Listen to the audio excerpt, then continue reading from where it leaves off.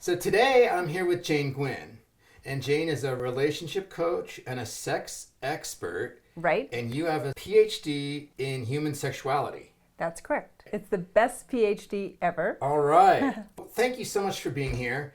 Where I like to start is just to start with kind of like what you're excited about, like these days. Like what are you passionate about? Right now, Michael, I am really fired up about the whole idea of sexual psychodynamics. So Wow. the intersection of permission and connection and how our power between us as a couple, how that feels and how we make a decision to mindfully, and I know you talk a lot about and really ground into mindfulness practices. Yes. So how do we actually show up with a partner in a way that allows us to release to them and decide to actually engage with a partner? That to me is so fascinating. I love the dynamics. Yeah, like the dynamic between two people. Some of the more traditional psychological theories around sexuality, regarding intimacy and avoidance and approach and things like that, that's not really what I'm talking about.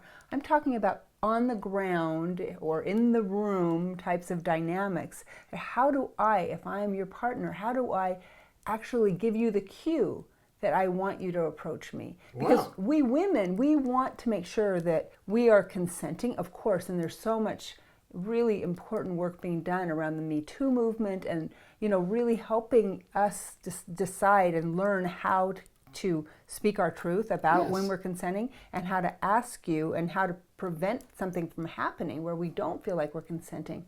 But something happens there in that dynamic where oftentimes we don't know how to show you what it is that we actually want. And that's what I love these days. It almost sounds almost like primal, like something you'd see Yeah. on like with animals in the nature Oh my channel. gosh, that's so true.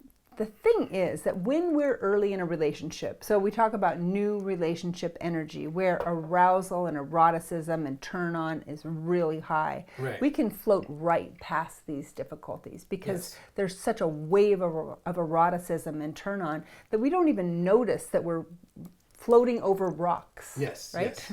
We don't notice if that's there. But once that's settled down a little bit, which happens for most relationships after a period of time, then we are in this situation of not knowing how to approach each other. And it's really important that I feel that you're respecting me, if you and I are partners, that I feel respected and that my voice is heard in the room. Yes. And that I know that my no is a hard stop for you. Mm-hmm. But then I often hear from my clients, Michael, Yes. that they want to be, for women, they want to be ravaged by a man. Yes. So they give the cue, well, why don't you ravage me? Why don't you take control? And I call this sexual leadership in my work. Yes. So, but I'm cueing you that you better respect my no and all of my subtle no, my hard no, all of those pieces keep me in consent and yet ravage me. How do you figure that out? No, the ravage is a wonderful word because it's like, and it reminds me, we've talked a little, we've had coffee before. It We reminds me a have. little of David Data's work. Yep. Trying to help men get back in touch that women want to be ravaged, and there needs to be a polarity where someone's in the masculine and someone's in the feminine. And Right. there's some juice going on. There's some polarity. Yes. Well, we like to talk about, women talk about that. We talk about wanting that, but in our relationships, Yes. we don't act like that usually. It's like, hey, buddy, what are you talking about? Hey, I told you I was tired. Listen, we have the kids in the other room. What are you doing? My mom's coming over in a few minutes. Whatever. It's like we cue you to stand down and be a very kind of almost, I guess I would use the word compliant or super careful male. And then we're disappointed, or say we are, when you don't let us feel like we can release to you, because the feminine has to release in order to really connect. Yes. And some of my male clients, it seems like a lot of men in our culture have become somewhat passive in a way. And that can't be attractive to women.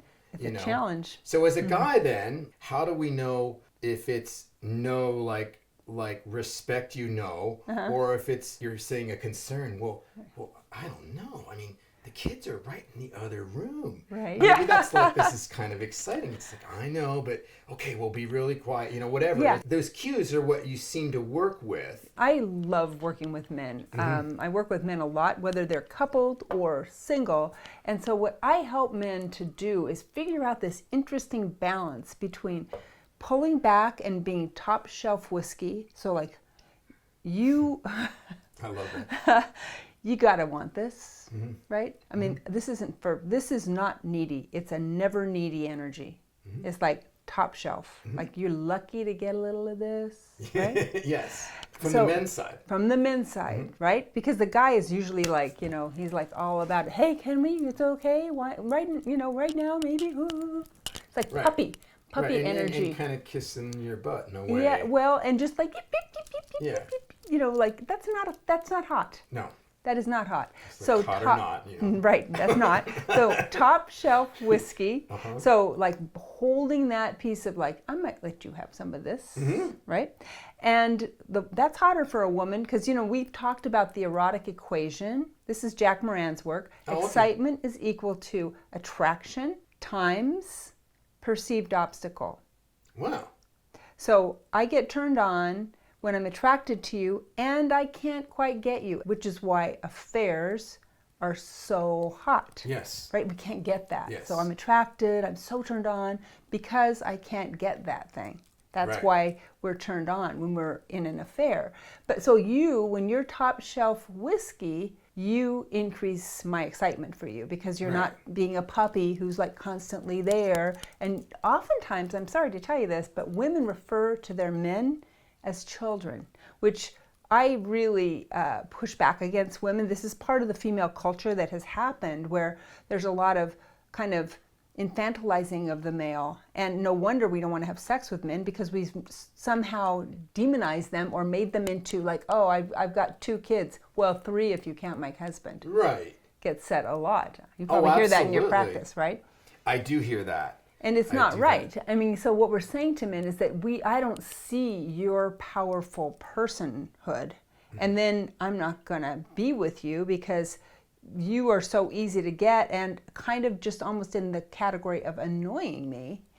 And then like I won't be ravaged because you haven't, for us sometimes it's almost like you haven't earned that. So there's something in it that is like, I want you to hear me and I want you to hear when I consent to you, but I want you to give me the ability to kind of like get into my own turn on so I can come forward to you and then you're like, so I don't know. Yeah. So it's a little hard, the top shelf whiskey then is a little hard to get, whereas typically it's like, guys are just like, oh, we'll have sex anytime, anywhere, just let me know when and I'm there. There is no bad sex, right? Yeah. The truth is, for me, when I'm talking to men, you want to have the kind of sex you really deserve, actually. And that's sex with a woman who is really into it and turned on and wants you. The other sex actually takes away from your masculinity. That's the sex where someone is just allowing it or somehow out of some sense of duty. Dutiful sex. Like, starfish sex, which happens for a lot of my clients where, well, she didn't, she said we could. And I said, well, did she seem interested? Well, she said, let's get it over with. I mean, that's not a thing. Yeah, that sounds awful. It does sound awful. And that situation right there ends up diminishing the man's sense of his confidence, and he comes down a shelf, right? Right. He feels like he's not valuable. Right. He's not worth it. And then it's like, well, if you'll just let me, just don't let me know when it's okay. I mean, and that's like, oh, well, let me know. And I'll, any time is fine for me. Yeah. And it's not attractive. And then she's not often going to consent there because she doesn't desire that. Right. You want her to want it. So you're like, come on, baby. Right. Come on, I know you've got that in there. What have you been doing to turn yourself on? Because the woman's responsibility as well is to keep herself erotically charged. Wow. Her own battery. That's her job. So your job is to maintain your sense of polarity and like, this is top shelf, and her job is to keep herself turned on, and then you're like, come on, and she comes towards you, and then you ravage her. Yes. Because she has leaned in, and then she's given you the cueing that it's like, I want you, and then you're like, stand back, I'm here.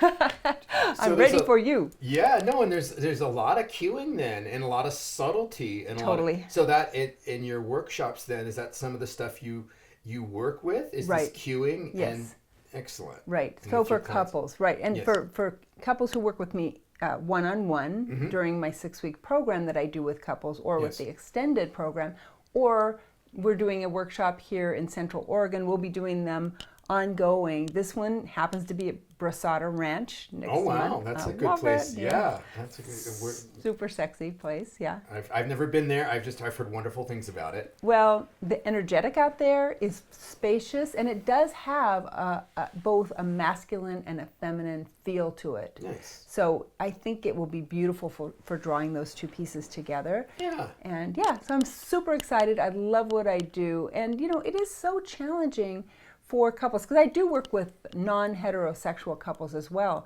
And this piece about desire and the polarity in these relationships exists in these other relationships too, in same-sex relationships, where one person is kind of in a puppy role, or somehow not able to figure out how to bring their partner forward, and the other partner is in resistance. Yes. So it's interesting. It's very fascinating. And when we had coffee, I don't know, it was maybe a little sad to me. You were talking about how common it was for people in marriage and intimate relationships to not be having a lot of sex. Oh my gosh. And not enjoying their sex and their romance. You know, the name of my business and my work is called Natural Way of Being. Okay. Right, I love that. And so I'm interested in how it's natural to have sex, and how it's natural for sex to be in a marriage or in a relationship. And these signals, they sound pretty natural, pretty primal. Yet it just seems like if people are not having sex and they're not enjoying sex, that seems kind of unnatural. Am I right on this? No, I so hear you, Michael. That natural way of being message that you're bringing, which I totally love, is so relevant in this case.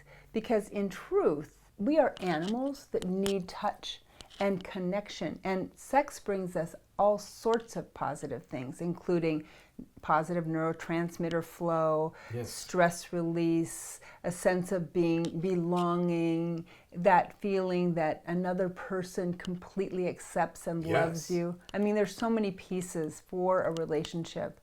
But you're right. The studies indicate that maybe 40% of marriages are technically sexless, which means 6 or fewer sexual episodes of any significance during a 12-month period.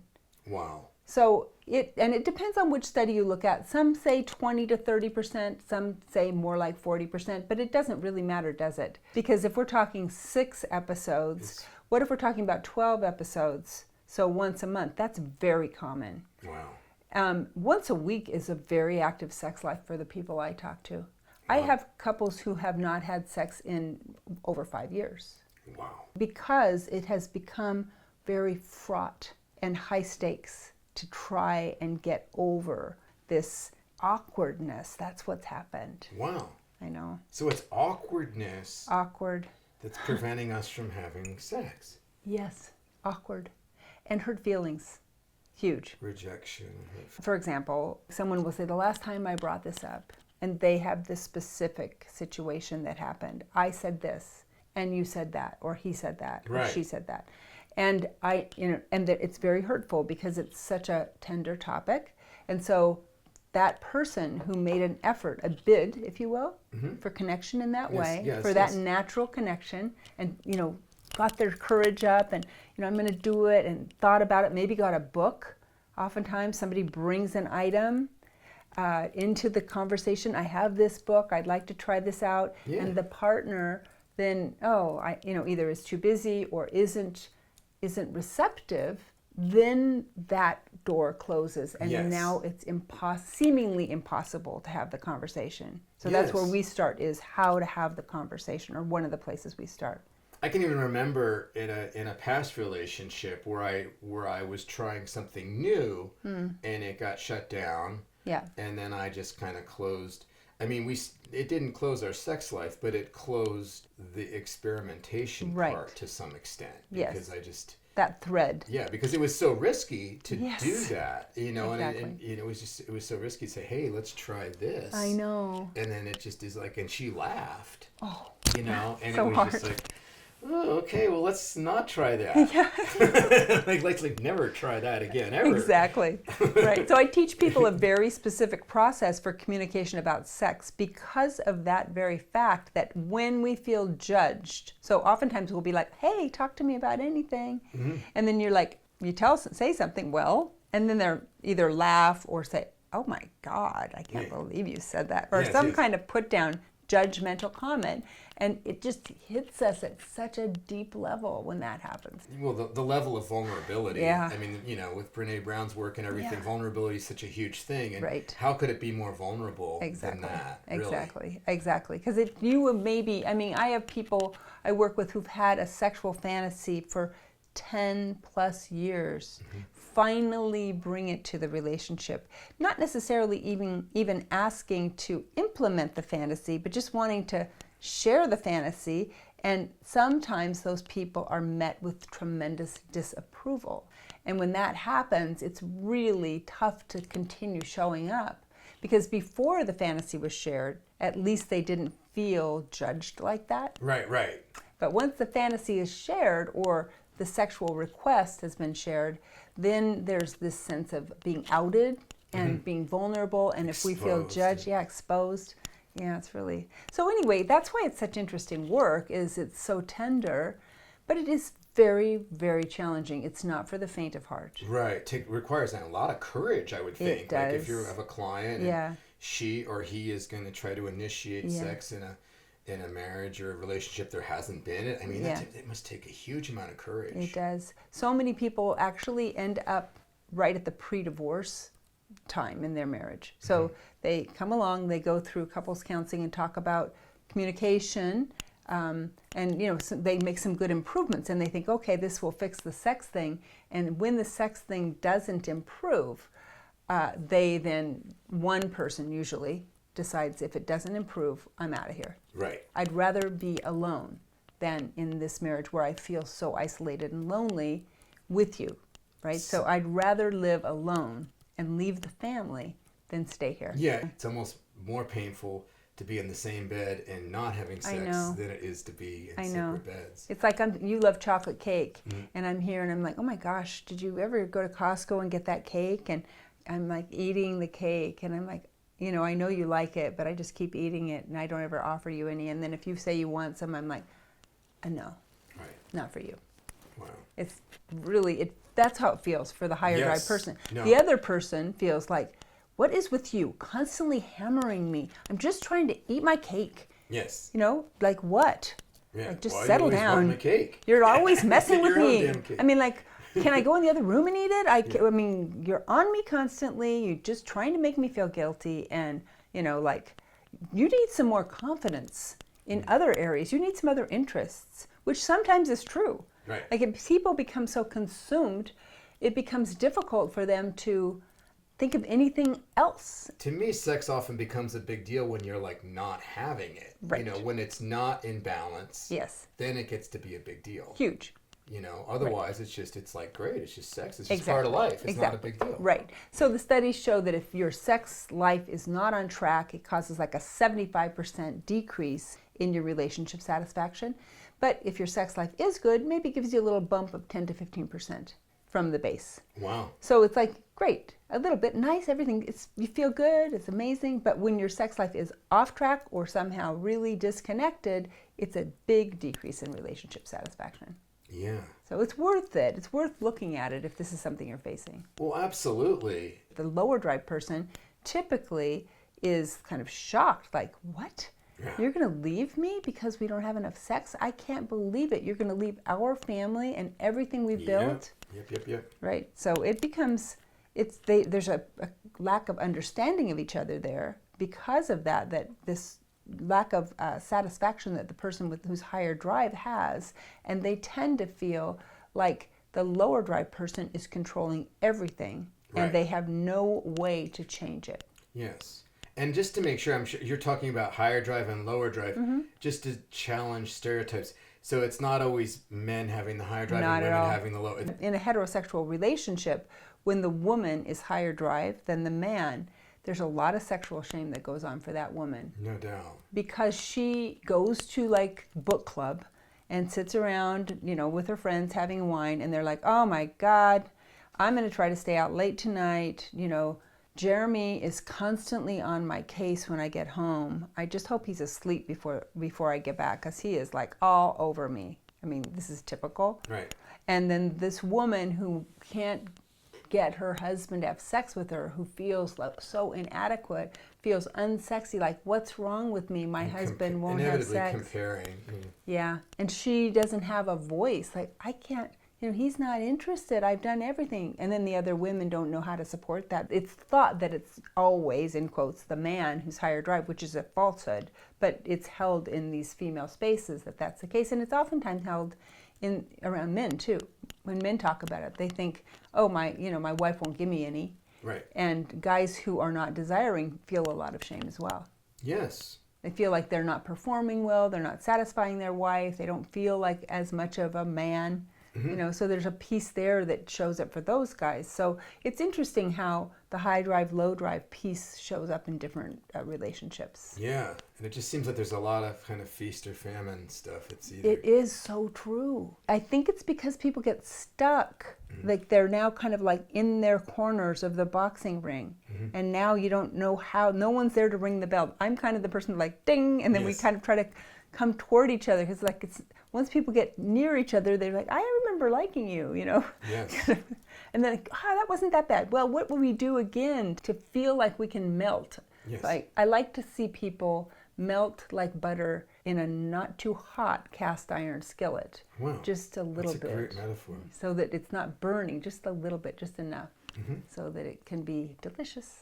So one of the other things that I was really impressed by is when I sat in your day workshop that you did for practitioners. You were helping us practitioners address and talk about sex with our clients, which you'd assume that we would do that, but it can be challenging for us as well. Sure. And what I was really struck by was just like how naturally you talked about sex, and it was just, to me, it was just so refreshing.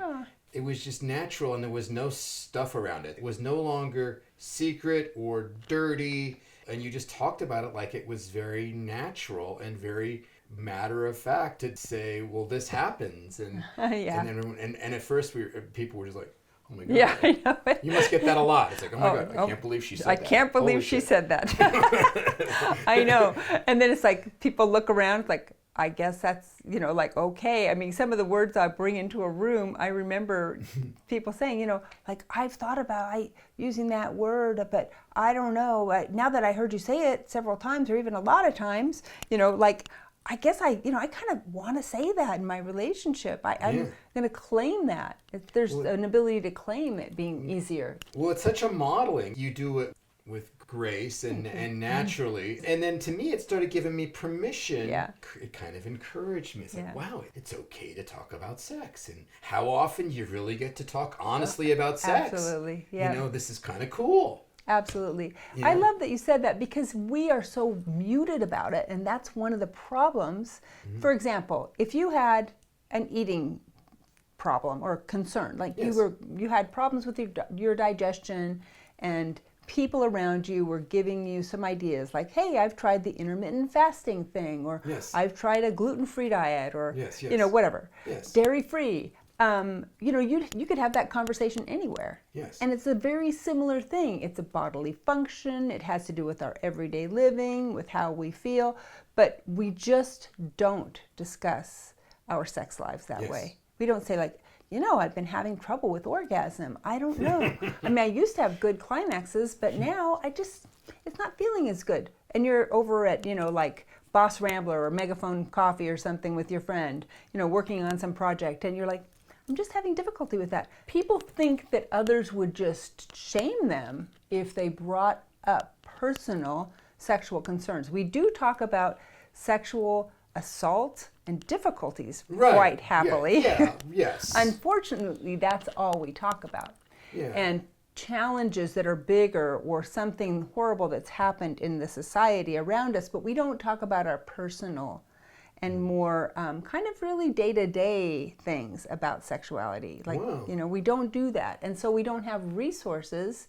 We don't have someone say, have you read the book, The Guide to Getting It On, for example, an amazing book that is like this thick, has every detail of any kind of... And that's really the name of The Guide. The Guide to Getting It On, written by an Oregon writer. That's one of the problems, is we don't have a natural conversation, and that is actually the most important thing that I do, is allow couples to start airing out the conversation, talking about it. It allows someone with no experience talking about sex to come into more comfort about it. Yes. So it's really an entry-level conversation. You can start. We start wherever you are. If if you're listening and this sounds good to you, you will start wherever you are, and we will go from there to something that's more comfortable. And for some people, that is not really as much of a change as you'd think, but the comfort in talking about it is so important. Yeah, and I wonder if that's an unfortunate byproduct of the sexual harassment in the workplace, and that, which obviously needs important. Yes, of course. It was tragic when that happened. Yep. But now I wonder, now at work, and it's almost like we're really careful now. Of course, yes. It's like... Yeah, don't be saying anything. Yeah, I understand. Yes, and we have, our conversation, I think, is still at a level of introduction. We're starting to have the conversation about sexual harassment more now. But there will be an evolution of that, I predict, going forward, as we talk about things, about more personal things, and realize we need to have a voice around sex. Because being muted is one of the things that keeps us from calling each other out when something happens in the workplace. Is when we don't have a voice. That is actually the worst thing that can happen, is if we are silenced. Instead of saying something like, that thing that happened right then, that didn't make me feel comfortable. And then the coworker or someone can say, oh, I completely unintended what, I don't know how you interpreted what happened, but that wasn't my intent. I was actually, and maybe there's a complete misunderstanding. Yes. We are muted, so we never actually say these things, right? Right. So it becomes more of a problem because we're silenced about it. That makes so much sense. That really does. Yeah. So then even women, like, the whole thing when you're out and then the women go to the restroom and what are they talking about in there? And then you were saying earlier that sometimes women talk about these things. Even women aren't getting down and talking really about, not being able to climax and some of the stuff that would be productive to talk about. But we're still really insecure about talking about it, actually. I mean, and it's not just older women, it's younger women as well. This is where we are. This is where we landed. Yes. We live here. We've been inculcated by these cultural norms. We just move on. We just take one step in front of the other and figure out how best to speak our truth. And I think one of the most important pieces is to bring play back into the conversation. I love that. Because, it's become so serious. Yes. And it's funny. In truth, it's a funny thing that we do. If you think about it. It really is. So it's funny. So we need to just realize that we can play with each other. They call it playing around for a reason. And, play around more. That's kind of my motto. I love it. I love it. Yeah.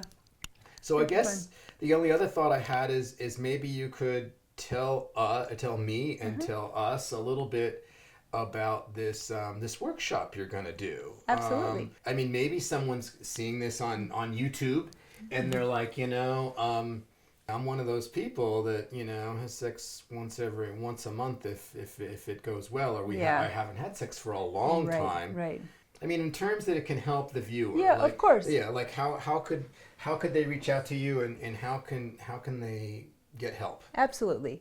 Well, one thing that's really great is you don't have to live in Central Oregon, where you and I are, Michael, Yes. to work with me. So I'm sure you'll include a link to my website. Absolutely. It's howtofixmysexlife.com, All right. which is Nice. fun. You can work with me virtually. And I have couples working with me from different countries. Sometimes those people will come to me to do a VIP day, because the way I work with couples is we have a 6-week program and we walk through 5 specific steps to get to this sense of openness and understanding. And the 5th step is included in a VIP day where we spend all day together. All right. Right. So if you want to come here to Central Oregon and be with me in my sexy office, you're welcome to do that. But sometimes people choose to go to a hotel room in their community, and then we'll do it virtually via Zoom or Skype or something. Right. Absolutely. So you don't have to fly to Oregon to, have this transformational outcome. And the rest of the work is all done or can be done virtually. If you live here in Central Oregon, you can come into my office and we do everything together, and that's super fun for me as well. Yes. So that's what we do. Walk through this 5 steps together and understand yourself as a sexual being at a really deep level, and understand how to communicate with your partner in a way that you both feel heard and understood. So that's super fun. And then this workshop that's coming up, but this won't be the only one. It's called Tending the Fire. Nice. So it's for couples who want to increase intimacy and connection in their relationship and come away having had a beautiful, fun experience and feel like they've melted a little bit inside. I also work with individuals, men and women, Yes. in smaller amounts of time. Yes. So if you feel like you'd like to work with me, but you know your partner isn't ready, or if you're single, you can also work with me, and I provide virtual and in-person sessions for individuals as well. Okay, so then the last thing I'm just thinking of, there's got to be a person that's seeing this that is really, it's like, wow, that would so benefit me, and I can tell that Jane knows her stuff. We talked about the amount of courage that must take. It's like, so what? I'm going to have I'm going to be here with Jane, and she seems pretty cool, but then there's going to be like other couples there. Totally, yeah. How can someone cross over that? Totally. Well, that's a perfect question. And we aren't going to just be talking about sex at this workshop. This is really about intimacy and closeness and communication. Today, Michael and I were talking about sex, but at the workshop, we're going to talk about how to melt a little bit for each other. Your sexual relationship is going to be between the two of you. You might end up talking about that. There'll be some ability for you to work together on worksheets and things like that in your own room. And the workshop will be completely confidential and private, and just 8 couples will be there. There won't be any requirement that you divulge anything about your personal relationship in the workshop at all. But it's still going to give you the opportunity to be together and to make a commitment to changing your relationship so that it gets just that much better for you. In fact, this workshop is not just for couples in trouble. It's for you also if you just want to take some time in a beautiful setting, learn some new tools so that you can take your relationship to the next level, even if you're at a great level right now. And the sex piece during the workshop, I have to say, will be part of it in terms of question and answer, and there'll be some things you'll learn about sexuality, but it is not a sex workshop per se. It's about intimacy, connection, communication, and passion for your relationship together. Now, when I work with couples about on their relationship, we do dive into your sex life much more than we will be doing in the workshop. So just to clarify that. It's been delightful as usual. I love hanging out with you. We've got to get coffee again. Absolutely. And even without the camera running, we got to get coffee. What's the name of that place we went?